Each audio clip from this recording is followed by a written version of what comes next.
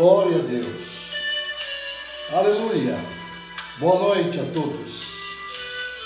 Deus seja mais uma vez engrandecido.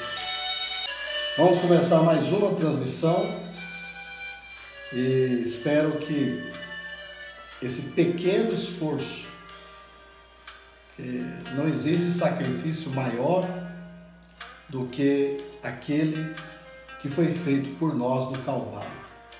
É um pequeno esforço que estamos fazendo para transmitir a palavra de Deus, né? E a gente agradece muito a Deus e a Igreja do Senhor por se interessar em ouvir a palavra de Deus, né? Gostaria que vocês lessem comigo em Isaías, no capítulo 7. Isaías, capítulo 7. Isaías, no capítulo 7, vamos começar pelo versículo 10. Isaías 7, o livro do profeta Isaías. Capítulo 7, versículo 10. E continuou o Senhor a falar com Acaz, dizendo: pede para ti, ao Senhor teu Deus, um sinal. Pede-o ou embaixo das profundezas, ou em cima nas alturas. Acaz, porém, disse: não pedirei, nem tentarei ao Senhor. Então ele disse: ouve agora, ó casa de Davi, pouco vos é afatigardes os homens, senão que também afatigareis ao meu Deus? Portanto, o mesmo Senhor vos dará um sinal. Eis que a virgem conceberá e dará à luz a um filho, e chamará o seu nome Emanuel. Manteiga e mel comerá, quando ele souber rejeitar o mal e escolher o bem. Na verdade, antes que esse menino saiba rejeitar o mal e escolher o bem, a terra de enfadas será desamparada dos seus dois reis. Um super sinal. Eis que a virgem conceberá e dará à luz a um filho, e chamará o seu nome Emanuel. Amém. Vamos orar ao Senhor? Aleluia. Senhor, estamos aqui através dessa transmissão, falando da tua palavra, falando da tua mensagem. Ajuda-nos, Senhor, para que a palavra de Deus possa ser transmitida e abençoada e abençoar mais uma vez. Ó, que cada um possa receber em seu coração as realizações das mais ricas promessas e elas se manifestarem em vossas vidas. Abençoe a cada um que está ouvindo e que vai ouvir. Em nome de Jesus, fica conosco. Em nome de Jesus. Amém. Graças a Deus. Louvado seja o nome do Senhor. Veja só. Estamos lendo o livro do profeta Isaías. E Isaías deixou escrito que o Senhor ia mandar um sinal, não é? Olha só. Portanto, o mesmo Senhor vos dará um sinal. Um sinal. Nós vamos entrar nesse tema. Que sinal é esse? Não é? Qual é o sinal que Deus mandou? Uma virgem conceberá. É algo contraditório, não é? Porque Não se pode haver conceição desta forma. Era sobrenatural. Então, o sinal que Deus tinha mandado era um super sinal, era uma virgem conceberá. E nós estamos pensando, muito tempo se passou acerca desta profecia, e até ela se realizar. Eu não lembro exatamente quantos anos, mas essa profecia foi dada há centenas de anos, para que depois se cumprisse. E o que era essa profecia? O que era esse sinal?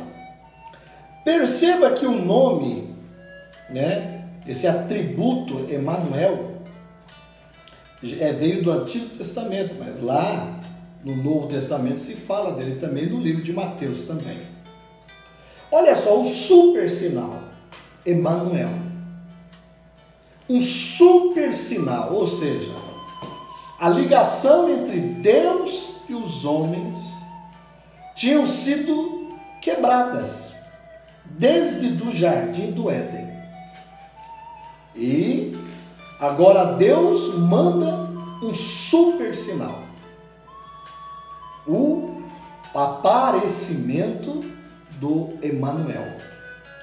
Se eu não me engano, a palavra Emanuel significa Deus dentro de um homem.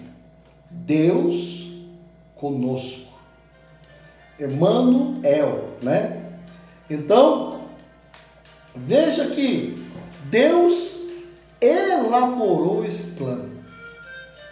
plano de redenção, esse plano de reconciliação, um plano onde ele ia trazer o homem, a raça humana, novamente em companheirismo com ele, porque esse companheirismo tinha sido estragado pelo pecado. Mas Deus, agora por a sua grande presciência, elabora um plano. E antes desse plano entrar em manifestação, ele manda um super sinal. Ele avisa antes. Uma virgem conceberá. Nós vamos agora pular centenas de anos. É como eu sempre digo para você, o assunto inteiro da Bíblia, o assunto inteiro da mensagem é Cristo, é Jesus. Não tem outro assunto. Nós temos que trabalhar, nós temos que comprar, vender, perguntar, estudar, mas o assunto predomina. O assunto é Cristo. O assunto não é simplesmente uma filosofia, não é uma demagogia, alguma doutrina de empatia, de socialismo, não. Tudo se encaixa em Cristo. Tudo se encaixa em Cristo. Porque só Cristo é vida eterna. Então vamos agora a centenas de anos depois. Temos um quadro já montado. Maria, uma moça de aproximadamente 18 anos de idade, se namora com um viúvo, José. Eu não sei se vocês sabiam, mas José era viúvo e tinha, se eu não me engano, 4 filhos do primeiro casamento. Então, os dois estavam desposados. E essa escritura de Isaías foi esquecida. Então, quando José chega, Maria estava grávida. E ela lhe conta que um anjo lhe visitou, um anjo conversou com ela, que aquilo era do Espírito Santo. Aquilo foi algo completamente fora da normalidade. Aquilo foi algo completamente atípico. E José não entendeu aquilo. Mas se José não estivesse trabalhando demais, porque ele era um carpinteiro e dos bons, se José tivesse tempo para examinar as Escrituras, ele teria percebido. Porque você diz, não, mas Deus falou com José. Em sonhos, sim, irmãos. Mas o sonho, as línguas, nunca passarão a palavra de Deus. Não. A maneira de Deus falar com você é com a sua palavra. Depois, ele usa os atributos. Na música, na arte, nas línguas, nas profecias, no cair de uma folha da árvore, da natureza, dos riachos, dos oceanos. Deus fala de qualquer maneira que ele desejar. Mas em primeiro plano é a sua palavra. Se José tivesse examinado as Escrituras, talvez ele não teria duvidado de Maria. Mas aquilo foi demais para a sua mente. E aquilo colocou ele a desconfiá-la, até o ponto de não aceitar e querer deixá-la. Seria uma injustiça. Então Deus, ele fez com que o anjo falasse com José em sonhos. Mas é a maneira secundária. A primeira é a palavra. Então, se ele tivesse aberto em Isaías, no capítulo 7, ele teria visto que estaria profetizado esse grande e super sinal, que seria através de uma conceição divina. Deus, o Criador, criaria aquela própria criança no ventre de Maria. Aquilo estaria provado, então, mas ele não teve tempo para ler, ele não teve tempo para examinar, mas ele era um homem sincero. Realmente, ele não teve tempo. Aí vem aqui o que nós sabemos na mensagem. Na mensagem, o nosso profeta ensina assim: se você realmente é sincero e honesto, Deus vai revelar para você a verdade da sua vontade, a verdade da palavra, a verdade da mensagem. Mas isso depende de você ser totalmente sincero e honesto. Deus estará obrigado a revelar para você essa palavra. Foi por isso que ele respeitou a honestidade e a sinceridade de José, porque ele sabia que quando José visse ou tivesse alguma explicação pautável na palavra, ele ficaria satisfeito. Então o anjo disse: não temas, José, tomar Maria, sua esposa, porque o que nela está gerado é do Espírito Santo. E novamente, nós vamos ler aqui em Mateus, para não ficar só em minhas palavras, não é? Mas vamos ler que a Bíblia é muito, mas muito interessante. Ora, o nascimento de Jesus Cristo foi assim, que estando Maria, sua mãe, desposada com José, desposada é noiva, antes de se juntarem, achou-se ter concebido do Espírito Santo. Então José, seu marido, como era justo, a não queria infamar. É Mateus capítulo 1, versículo 19. Intentou deixá-la secretamente. Projetando ele isso, eis que em sonho lhe apareceu um anjo do Senhor, dizendo: José, filho de Davi, não temas receber a Maria, tua mulher. Olha só, eles apenas eram noivos, apenas tinham dado a palavra um para o outro. E quando você dá a palavra um para o outro debaixo de boa fé, já está casado, já está casada. Deus reconhece o casamento pela palavra.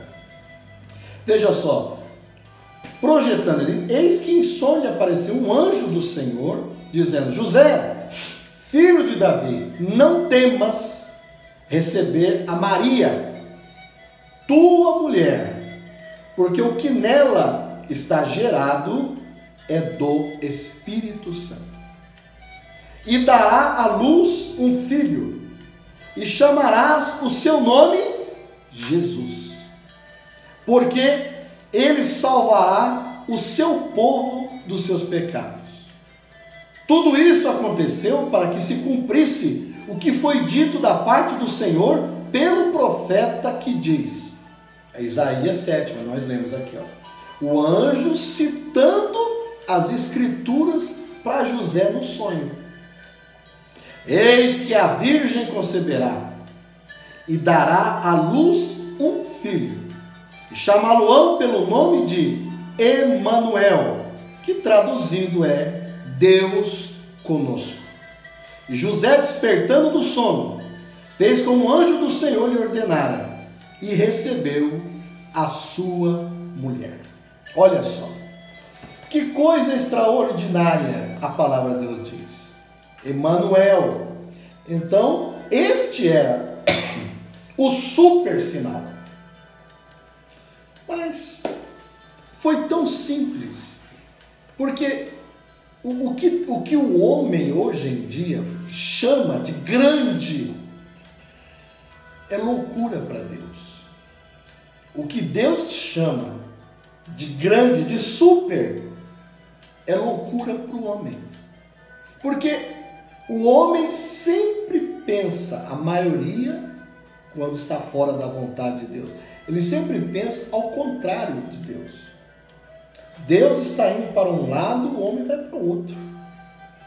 Você pode perceber, até quando nós estamos dirigindo um carro, a pessoa fica achando, é por aqui, e acaba se perdendo mais ainda na intuição. O caminho provido por Deus é Jesus Cristo. Não tem outro. Não tem santo, não tem santa, não tem religião, não tem placa de igreja, não há ministério.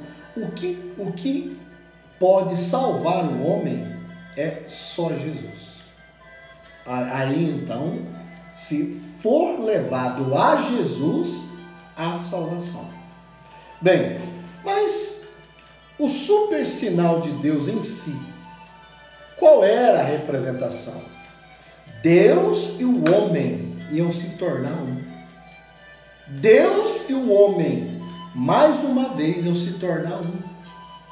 Ele não só fez como da primeira vez com Adão, que Adão era um ser livre, o primeiro Adão, porque Cristo é o segundo Adão. Então o Adão vinha à tarde e conversava com Deus, ele e Eva, no pôr do sol da tarde. Mas agora não, Deus fez algo mais completo. Ele foi aperfeiçoando até um ponto em que fez a sua grande obra-prima, que é Deus dentro de um homem. Emanuel, né? Emanuel, Deus. Mano, homem. Deus dentro de um homem. Deus conosco. No tempo de Israel, era Deus sobre nós, através da coluna de fogo de noite que guiava o povo de Israel. E de dia era uma coluna de nuvem. Eram manifestações, Deus em morfe, Deus através da sua teofania, corpo, palavra. Mas agora ele cria um corpo para si. E esse corpo consegue conter toda a plenitude de Deus. Colossenses diz isso. Nele, Jesus Cristo, habita toda a plenitude de Deus. Deus e o homem se tornaram um. Deus passou a andar na face da terra. E era tão simples. Vou te explicar. Eu não estou falando para você que tudo que o homem chama de grande, para Deus é loucura. Veja só, eles esperavam, aqueles fariseus, aqueles saduceus, aqueles zelotes, aqueles herodianos, aqueles escribas, eles esperavam um super-herói que viesse com uma espada e matasse todos aqueles romanos, aqueles gentios, estabelecesse na força da guerra o reino messiânico, que era o reino do Messias. Mas não foi desse jeito. Deus está dando um super sinal E aquele sinal foi tão simples. Porque Deus não trata... Olha, Deus tem um sabor, Deus tem uma preferência. Ele gosta de fazer as coisas na simplicidade. Porque a simplicidade, a humildade, ela gera conflito com a sabedoria humana. Gera conflito. Porque o grande inimigo das nossas almas, Lúcifer, ou Satanás, ou o diabo, esse demônio, ele não consegue ser humilde. Você sabia disso? Satanás não consegue ser humilde e simples como Jesus foi. E se ele o fizer, é só personificação. Há interesse e pretensões. Mas Deus tem uma preferência, ele gosta de trabalhar pela via da simplicidade. Deus não perde tempo com grandes cerimônias, plumas, paetês, grandes coisas faraônicas, mas o homem gosta disso. Veja só, Deus criou um sacrifício no tempo de Caim e Abel. Deus criou um sacrifício. Mas, conforme os homens foram sendo multiplicados, reproduzidos na terra, eles fizeram uma torre de Babel. Qual era a finalidade dessa torre de Babel? Se você já assistiu algum filme que relata. Eles queriam fazer uma torre tão alta, que tocaria os céus. E o chefe deles, chamado Nimrod, filho de Cuxi, que era da descendência de Caim, e Caim era do maligno. Eles queriam ir ao céu sem precisar de fazer o que Deus preparou. Ou seja, eles queriam um atalho para ir ao céu. Eles não queriam se contentar com aquele sacrifício simples que Abel fez com sangue. Eles estavam impacientes, eles queriam chegar ao céu da maneira deles. Eles queriam colocar suas próprias conclusões. Por isso que chama-se Torre de Babel, torre de confusão. É torre das confusão das línguas, e Deus confundiu todos ali. Por isso que hoje em dia, um fala português, outro fala espanhol, outro fala inglês, outro fala francês, por causa da Torre de Babel, torre de confusão. Acontece que esse Nimrod era um homem muito selvagem, um homem muito perspicaz, sagaz. Ele não queria entender que a simplicidade de matar um cordeiro levaria o homem a ter companheirismo com Deus novamente. Ele ficou indagado, ele queria ir ao céu e fez uma grande torre. Bom, Deus destruiu tudo. Não existe outra maneira de Deus e os homens se encontrarem para ter companheirismo. É só através do sacrifício de sangue. Amém? Só debaixo do sangue há perfeição. Ninguém consegue perfeição se não tiver o sangue de Jesus Cristo. Amém? Então, veja só, por que eu estou dizendo sobre simplicidade? Porque, repare muito bem, irmão, hoje nós estamos numa era rica, embora você está passando alguns problemas econômicos, mas a era de Laodiceia é uma era rica, uma era soberba, arrogante e que desfruta de caracteres completamente vaidosos e orgulhosos, egoístas.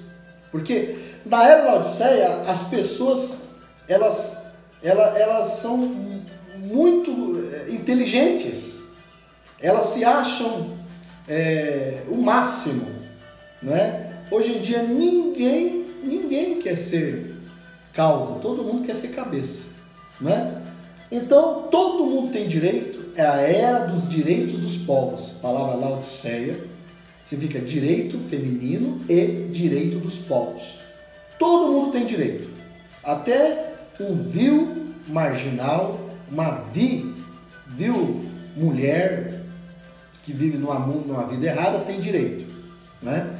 Todos têm direitos, e é lei. Todos têm direito, têm que ser obedecidos. Mas repare, as coisas simples, as coisas humildes, elas perderam o uso casual. Não está mais no cotidiano das pessoas. As pessoas hoje em dia, eu estou falando as pessoas, talvez você conheça alguém, isso não é você, não é? Mas eu tenho que pregar o padrão. Talvez você conheça as pessoas assim. Elas se preocupam primeiro com o luxo. Primeiro com o luxo, para depois se preocuparem com a necessidade. Primeiro elas gastam dinheiro com coisas que não precisam.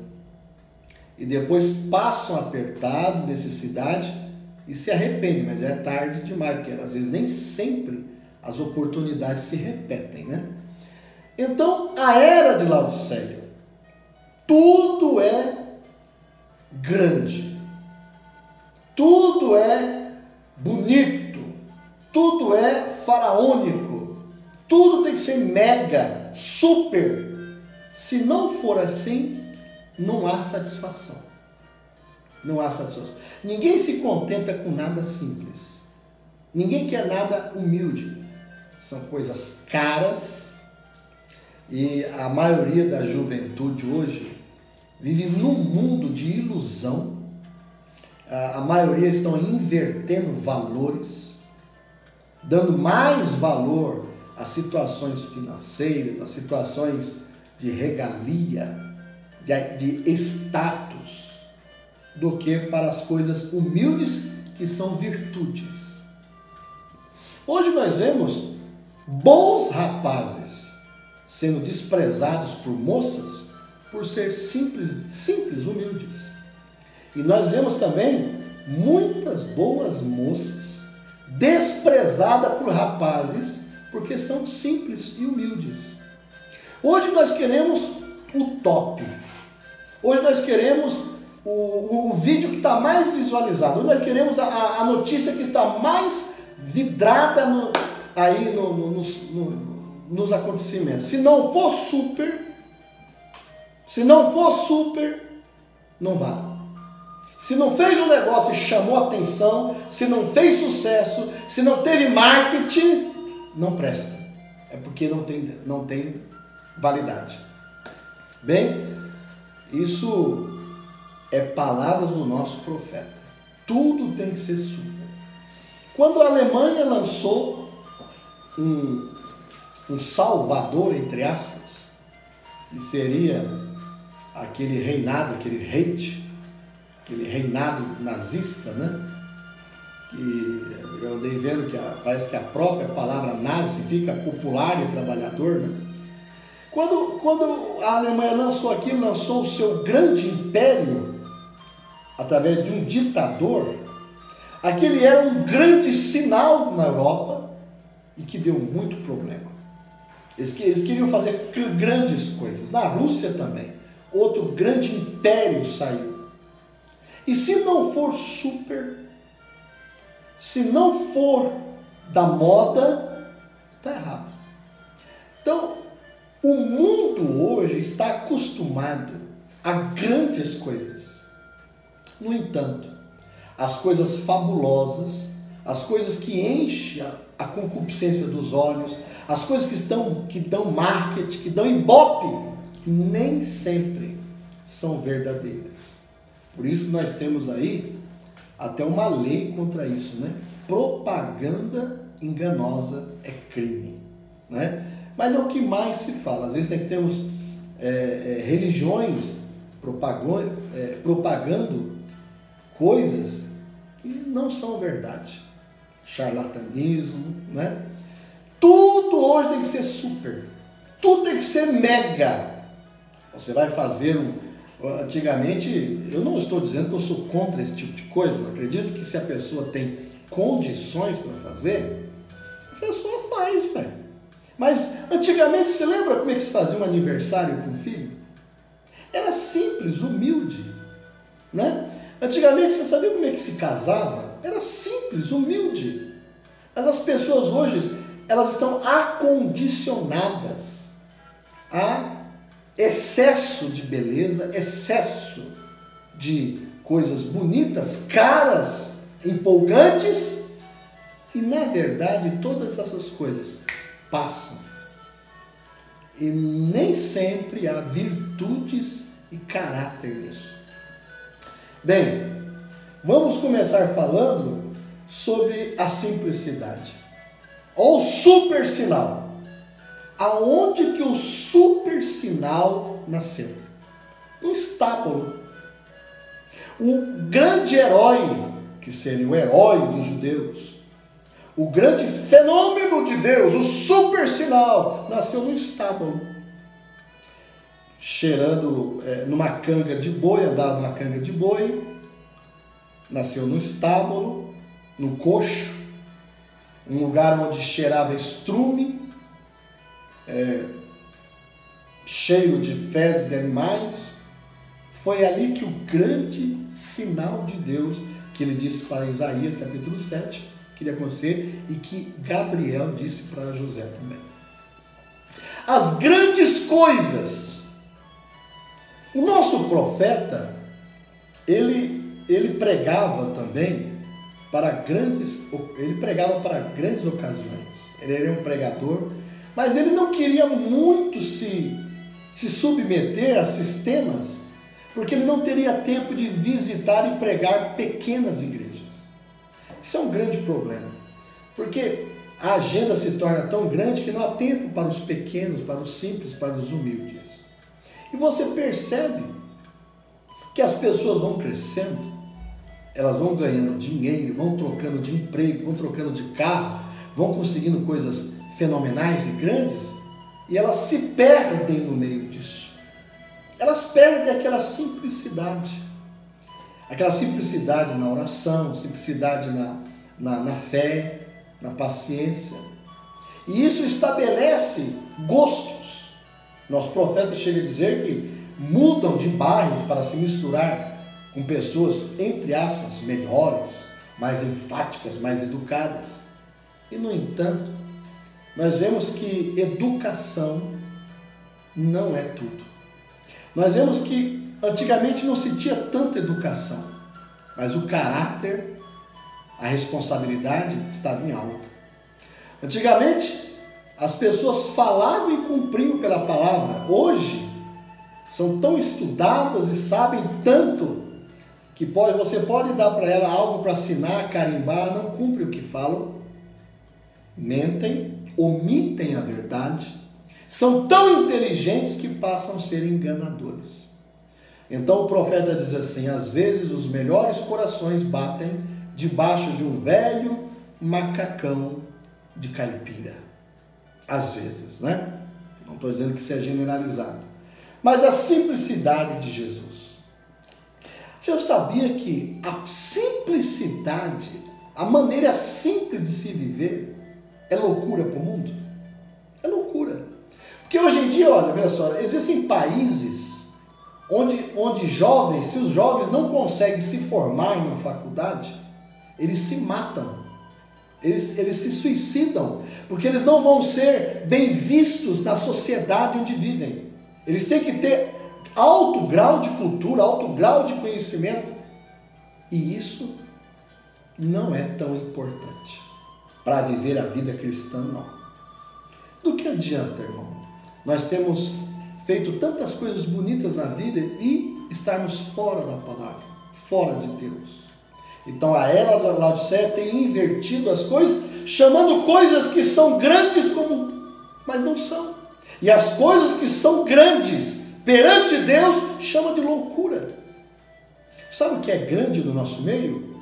Esta mensagem. Sabe o que é grande no nosso meio? Essa fé inabalável de crer em toda a Bíblia. Isso é grande. Sabe o que é grande no nosso meio? A liberdade de pregar toda a palavra. Sabe o que é grande no nosso meio? A ordem da igreja. Sabe o que é grande no nosso meio? Estarmos livres de religiões, de credos e dogmas, e acreditarmos no assim diz o Senhor. Mas essas coisas são loucura para a denominação, para o sistema religioso. É loucura. Ter um profeta é loucura numa era tão religiosa. Ter um profeta, eles acham que o profeta é aqueles que ficam dentro das igrejas, falando línguas, dando alguma... Não, eu estou falando de profeta mensageiro. Profeta que traz a restauração da palavra. Este é um grande sinal para nós. Nós que somos eleitos, Deus também nos tem mandado um grande e super sinal. Um profeta novamente na terra. Graças a Deus. Bem, uma vez eu vou ler para você no Evangelho de João, no capítulo 12. Você quer ler comigo? Nós vamos ver aqui um acontecimento. João, no capítulo 12, nós vamos falar de um povo que a história da Bíblia, praticamente, né? Elas foram trazidas assim por três povos, né? Dizer, três raças, né? Vamos dizer assim, três meados de raças. O povo judeu, que é o povo de Israel, nos trouxe a Bíblia, porque o cristianismo saiu do judaísmo. O cristianismo, Cristo saiu lá da época dos judeus, de Israel, porque o próprio Cristo seria a semente de Abraão. Através dos romanos, nós ganhamos leis, nós ganhamos a política para as manobras e seria assim, essa democracia, para poder tomar conta do povo, não é? E teve outra raça de pessoas que nos trouxe benefícios também, que seriam os gregos. Você pode ver, tudo que se descobre na natureza, ou uma filosofia, um pensamento, a palavra grega está no meio. Vou te dar um exemplo. Biologia. Logia é grego. Bio também. Logia significa estudo. Estudo da vida, ou de seres que têm vida. Aí você vai para palavras, tudo vem do grego, não é? Algumas vêm do latim também, mas a maioria é do grego, que o latim é uma língua morta. Mas gregos nos trouxeram a sabedoria, nos trouxeram coisas, esporte, essas coisas aí, né? Entretenimento, os gregos gostavam muito disso. Mas também trouxe a palavra escrita, porque o evangelho foi escrito em aramaico e grego. Romanos, a política, e o judaísmo, religião. Os gregos, eles ouviram falar de Jesus, examinaram a vida de Jesus e eles queriam conhecer mais. Foram falar com Jesus. Vamos ver o que deu? Olha lá. João 12, 20. Ora, havia alguns gregos entre os que tinham subido a adorar o dia da festa. Estes, pois, dirigiram-se a Filipe, que era de Betsaida, da Galileia, e rogaram-lhe, dizendo: Senhor, queríamos ver a Jesus. Quer dizer, os gregos estavam curiosos, eles queriam saber qual a inteligência de Jesus, porque Jesus, com 12 anos, estava ensinando um homem de 70, 80, 60 anos de igreja. Eles ficaram admirados, eles queriam saber da sabedoria de Jesus. E Filipe foi dizê-lo a André. E então André e Filipe o disseram a Jesus. Jesus lhes respondeu dizendo: olha só, os gregos entraram para conversar com Jesus. Talvez os gregos esperavam que ele ia dar um aperto de mão, um abraço, ou recitar alguma coisa em grego, né? E começar a falar das coisas extraordinárias do universo. Olha o que Jesus falou para os gregos. E Jesus lhe respondeu dizendo: é chegado a hora em que o Filho do Homem há de ser glorificado. Os gregos entram querendo uma introdução, querendo uma sinopse das coisas, e Jesus já fala: é chegada a hora. em que o Filho do Homem há de ser glorificado. Os gregos olhavam para o outro e diziam: o que é isso? Quer dizer, o que era o homem ser glorificado? O ministério de Jesus estava para se dar o ápice, o clímax da coisa, o que era o grande sinal diante de Deus. Por que Jesus veio? Jesus veio para morrer, para que Deus tornasse a ter companheirismo não só com Jesus, mas com todos os filhos de Deus debaixo do sangue. Aleluia! Este era o grande sinal, o grande assunto, mas os gregos, eles não estavam sabendo. Eles estavam preocupados talvez numa história escolástica, talvez numa sabedoria mundana de estudos, mas este era o verdadeiro sinal. Aí ele continua a dizer assim: na verdade vos digo que se o grão de trigo caindo na terra não morrer, fica ele só, mas se morrer, dá muito fruto. Aqueles gregos olhavam para Jesus, um olhava para o outro, mas o que ele está dizendo? Aqui Jesus estava exemplificando, Jesus estava falando de coisas simples, mas falando dele e dos sectos filhos de Deus, mas de uma maneira grande. Mas a grandeza, o que Deus chama de grande, para o homem é loucura. Então os gregos não entendiam nada. Então eu digo para você, tem parte da Bíblia que você também não entende? Seja sincero. Tem parte da mensagem que você não entende? Você tem que se ajoelhar, você tem que gostar de orar. Não é só quando, com todas as boas intenções eu digo isso, o nosso presidente pediu para orar e jejuar, mas não é só quando o presidente pede. A vida de um cristão tem que ser regrada nisso, de dia e de noite, tem que ser regrada em jejum e oração. Isso não tem que ser alguém ficar exigindo, decretando. Você tem que gostar de ter uma vida de oração, falar com Deus, porque a Bíblia não é jornal, a Bíblia não é um livro especificado de química, história, onde está tudo explicadinho, é só você ler. A Bíblia se conhece por revelação, porque a Bíblia é um sinal de que Deus vai trazer o homem ao estado original novamente. Aleluia! Deus está trabalhando com o homem através da redenção para trazer o homem e a mulher de volta para de onde caiu. Amém? Glória a Deus. Então ele estava falando de trigo. Olha, se o grão de trigo cair e não morrer, fica só. Ou seja, ele estava falando da sua morte. Ele estava em angústia de morte. Ele estava sentindo já as coisas se encaixarem. Ele sabia que tinha que morrer, sabia que ia ser chicotado, ia ser extirpado, batido, cuspido, arrancado a barba, coroa de espinho. Ele sabia que estava caminhando para o Gólgota. Então os gregos querendo saber algo assim de sabedoria, mas a sabedoria não salva, o conhecimento não salva. Dentro do jardim do Éden, o que salva é o sangue derramado no sacrifício. Amém? Então ele disse: na verdade vos digo, que se o grão de trigo caindo na terra não morrer, ou seja, qual era o ministério de Jesus? O ministério de Jesus foi explicado desde o dia que ele nasceu. Você lembra daqueles 3 reis magos que vieram trazer presente para Jesus? Às vezes você já viu isso no presépio. Você sabe sobre aquela cena chama presépio? Aquilo quem criou foi São Francisco de Assis. E São Francisco de Assis era tão cristão como eu e você, cheio do Espírito Santo também.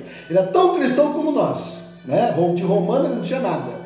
Então aqui São Francisco criou o presépio, mas a maioria das pessoas, quando faz o presépio, faz os magos visitando Jesus no estábulo, no coxo ainda, no berço.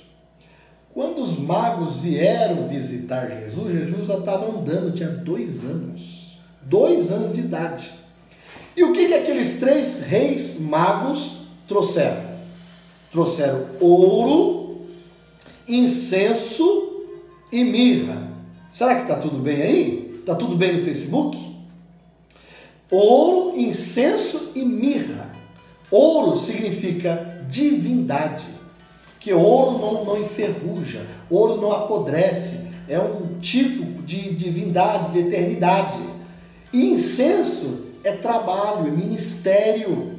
Mirra é o perfume da morte. Quando o morto enterrava-se o morto, ungia com mirra para fazer durar mais o velório, alguma coisa assim. Era Deus, ouro, divindade, trabalhando incenso, mirra, para morrer. Então, qual era o ministério? Estava prefigurado nos 3 presentes do rei mago, que os reis magos vieram de lá da Babilônia. Eles liam os escritos do Daniel da Babilônia. O Daniel ficou escrevendo e ele diz que viria um reino messiânico, que destruiria todos e estabeleceria o reino. Está falando de Jesus. Então os gregos, eles queriam alguma história assim, mas não adianta história. Olha, eu digo uma coisa, eu não estou fazendo apologia a analfabetismo, de maneira nenhuma. Casamento é uma escolha, igreja é uma escolha, estudar é uma escolha, isso depende de você. Mas eu estou dizendo que o que salva você não é faculdade, não é curso de faculdade. O que salva você não é estudo, lá não vai ter escola. O que salva você é uma experiência pessoal com Jesus. Você pode ter essa experiência estudado na faculdade, analfabeto, pobre, rico, gordo, magro, preto, branco, vermelho, não importa. Mas que você precisa ter essa experiência. Mas não adianta chegar diante de Jesus, abordá-lo como os gregos chegaram. Eles não entenderam o super sinal de Deus.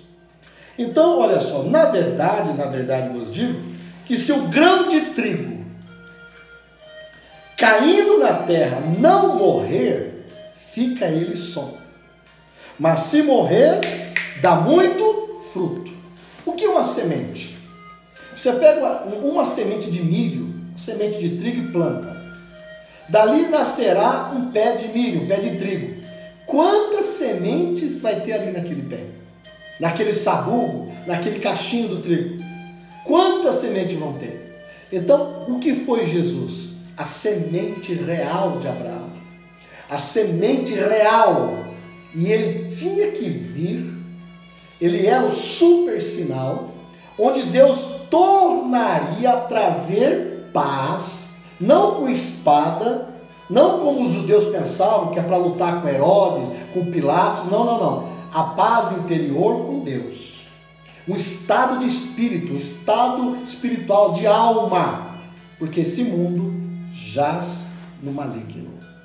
Então Jesus era um trigo que tinha que ser enterrado na terra, tinha que ser morto, sepultado, para ressurgir e trazer o restante da família. Aleluia! Por isso que você está aí nos ouvindo. Por isso que você ama a palavra de Deus. Por isso que você vai à igreja. Por isso que você gosta da palavra. Porque a semente real que é Cristo morreu e trouxe você. Aleluia! Glorificado seja o seu nome. Aí ele diz assim: quem ama a sua vida, perdê-la-á. E quem neste mundo odeia a sua vida, guarda-la-á para a vida eterna. Se alguém me serve, siga-me. Onde eu estiver, ali estará também o meu servo. E se alguém me servir, meu Pai honrará. A minha alma está perturbada. Que direi eu? Pai, salva-me desta hora. Mas para isto vim a esta hora. Ele sabia o ministério dele. O grande super sinal de Deus veio e sabia o seu ministério. E eu digo para você nesta noite, Deus também tem nos dado um grande e super sinal. Mas o mundo denominacional fala que é falso. Deus tem nos dado um grande e super sinal, mas a teologia diz que está errada. O seminarista, os mais estudiosos do mundo dizem que esta mensagem está errada, que esse profeta está errado, mas este é o super sinal para os nossos dias. Malaquias 4:5, Lucas 17, o ministério do Filho do Homem novamente na terra, através do mensageiro e da mensagem, porque o mensageiro e a mensagem é uma coisa só. Então Deus tem nos dado um super sinal. Deus tem nos trazido a reconhecer esse super sinal em prodígios e maravilhas na vida do teu servo, e agora a mensagem que anda percorrendo o mundo inteiro atrás do último eleito. Então este é o super sinal. O super sinal não é Hitler, não é Mussolini, não é Stalin. O super sinal não é o presidente. O super sinal não é uma ideologia. O super sinal é uma pessoa. Novamente, a pessoa do Senhor Jesus Cristo, através do Espírito Santo, que desceu desde o dia de Pentecostes e ainda está aqui. E o Espírito Santo só subirá quando a noiva subir. Deus tem nos dado um super sinal, que é esta mensagem, que é esta palavra para os nossos dias. E é o quê? Uma palavra tão simples. Esta mensagem não é para combater as denominações, não é para combater os denominacionais, não é para combater as pessoas. Esta mensagem é um super sinal, aonde Deus e o homem, novamente, através de um arrebatamento, através de um rapto, através de uma transformação de corpos, tornará a trazer companheirismo com Deus e a raça humana eleita. Graças a Deus. Louvado seja o nome do Senhor Jesus Cristo.